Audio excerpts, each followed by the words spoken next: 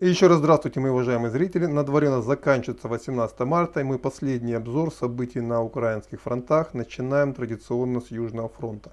Судя по той информации, которая сегодня ко мне приходит на протяжении всего дня, утренний удар по Вознесенску и по Николаеву были очень и очень болезненными для вооруженных сил Украины. Под Вознесенском были уничтожены склады, на которые опирался местный гарнизон, а вот по Николаеву удар нанесен был сразу по нескольким военным объектам. И как местные жители пишут, что там что-то у военных непонятно что, какая-то суета, очень много скорых, очень много машин туда ездит на части. Судя по всему, действительно какие-то очень серьезные потери были нанесены. Пока подробностей никаких нет.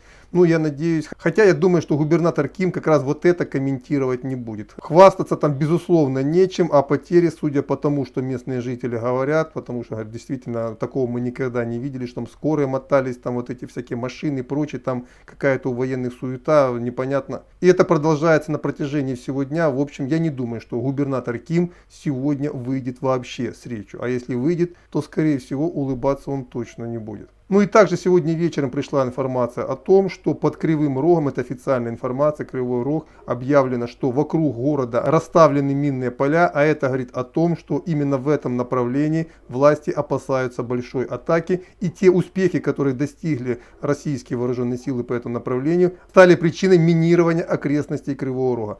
Призываю местных жителей быть аккуратными, никуда не уходить, потому что вы просто можете нарваться на минное поле, выставленное ВСУ. Мариуполь оставим на завтра, утром мы его комментировали, пока новой информации нет, сразу переходим к Курахово. Но здесь происходит то, о чем мы говорили утром, то есть очень похоже, что украинские вооруженные силы, сразу снявшись своих позиций, устраивают новый оборонительный рубеж на реке Сухая Яла, но российские вооруженные силы пытаются их обойти слева, с запада и таким образом выйти во фланг, а далее в тыл кураховской группировки ВСУ. То есть наступление развивается довольно успешно, и я так понимаю, к утру можно ждать очередных заявлений Министерства обороны Российской Федерации о занятии новых населенных пунктов. Также сегодня был очень мощный удар по Авдеевке, российская, ну скорее всего российская, потому что использовался 203 миллиметровый калибр, то есть скорее всего это САУ «Малка». Очень серьезно приложились по переднему краю ВСУ, и по тем данным, которые есть у меня, буквально сразу же были накрыты несколько опорных пунктов вооруженных сил Украины. Причем настолько точно, что по тем данным, которые есть у меня, пехота ДНР пошла вперед, не получила никакого сопротивления на южных окраинах Авдеевки,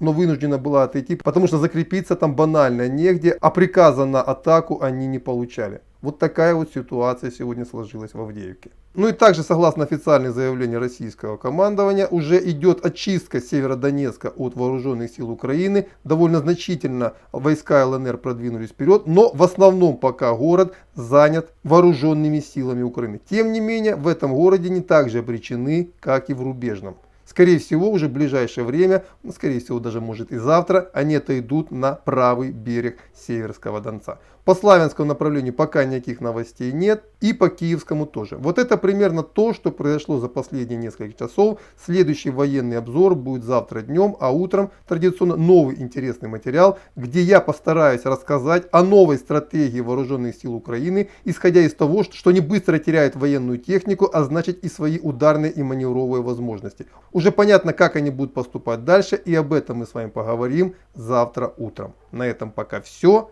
и до свидания.